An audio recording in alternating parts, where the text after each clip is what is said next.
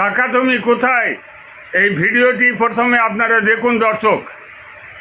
College ক্যাম্পাসের ভেতরে একটা অফিস ঘরে বস্তাবন্দি টাকা কিভাবে উইপোকায় খেয়ে নিচ্ছে। এর আগে আপনারা দেখেছেন পাট ক্ষেতের জমি থেকে বস্তা বস্তা টাকা উদ্ধারের কথা আপনারা জানেন। এই ঘটনা সারা পশ্চিমবাংলাতেই ঘটছে। সেই কারণে বলছি টাকা তুমি কোথায়। এই ভিডিওটি লাস্ট পর্যন্ত দেখুন, তারপরে দু একটি কথা আলোচনার জন্য আসছি। কাপড় খুঁজে বার করছে যেগুলো ত্রাণে ব্যবহার করা হয়নি। দেখুন টাকা, দেখুন মানুষের এত অভাব, মানুষের এত কষ্ট, এত যন্ত্রণা, তারপরে দেখুন এইভাবে বান্ডিল বান্ডিল টাকা উইতে খেয়েছে।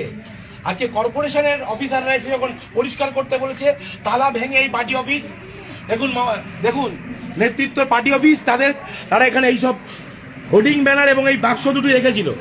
আজকে এখানে তালা ভেঙে এখানকার কর্মচারীরা, এখানকার সাফাই কর্মচারীরা, এখানকার অধ্যাপকদের অনুমতি নিয়ে এগুলো উদ্ধার করেছে। আপনারা দেখুন কি পরিমাণ টাকা, 100 টাকা 500 টাকার বান্ডিল উই পোকায় খেয়েছে। আপনারা শুনলেন বা দেখলেন দর্শক, বিগত সরকারের আমলের যে সমস্ত নেতা নেত্রীরা দায়িত্বে ছিলেন, যত দিন যাচ্ছে তাদের কুকীর্তির কথা একটার পর একটা ফাঁস হচ্ছে।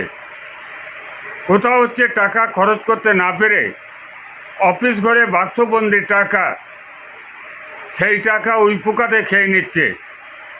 আবার কোথাও হচ্ছে বাড়িতে টাকা রেখেছেন, সেই টাকা খরচ করার কোনো উপায় নেই, কারণ আজকে ক্ষমতায় নেই, ধরে ফেলবে। সেই কারণে পাটের ক্ষেতে জমিতে খনন করে বস্তাবন্দি সেই টাকা রেখে দিয়েছেন। এই ধরনের একটা দুটো ঘটনা নয়, যদি তদন্ত হয় তাহলে গোটা রাজ্যে এই ধরনের টাকা গোপন করা, আত্মসাৎ করা দুর্নীতিগ্রস্ত নেতাদের তালিকার শেষ হবে না। আপনারা নিশ্চিতভাবেই জানেন 2011 সালে এই সরকার যখন ক্ষমতায় আসে, বড় বড় হোর্ডিং তৈরি করেছিলেন। আর সেই হোর্ডিংয়ে আমাদের রাজ্যের প্রাক্তন মুখ্যমন্ত্রী মমতা ব্যানার্জির ছবি, আর তার নিচেই লেখা থাকতো সত্যের প্রতীক।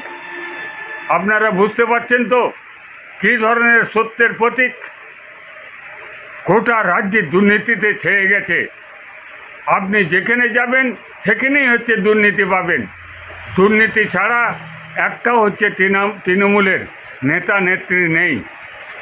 আপনারা যারা হুদিস টিভি দেখছেন, হুদিস টিভিতে আপনাদের গুরুত্বপূর্ণ মতামত হুদিস টিভির কমেন্ট বক্সে অবশ্যই দেবেন। সকলকে নমস্কার।